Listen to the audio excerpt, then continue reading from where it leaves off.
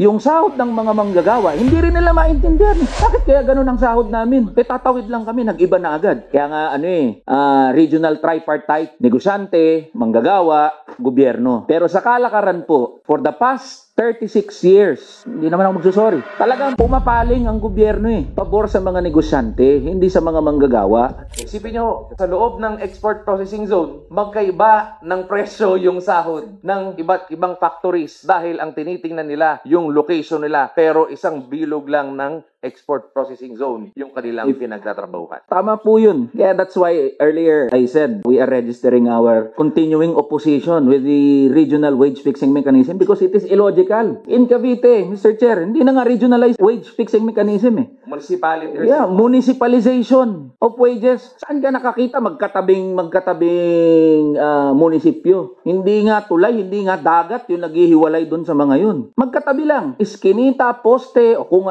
puno nga lang ang pagitan Pero mo, isang tawid lang, 20 pesos agad ang pinagkaiba. So, it is really illogical. Paano mo halimbawa ipapaliwanag, Mr. Chair? Pag ikaw ay nasa may kawayan, tatawid ka, Valenzuela na. Pader lang ho ang pagitan nun. Bacoor, Cavite, Las Piñas, Zapote Bridge lang. Zapote Bridge lang ang naghihiwalay. Pag pumunta ka dito sa may Muntinlupa, pa San Pedro, Laguna, pure gold lang ang naghihiwalay sa dalawang yun. Pag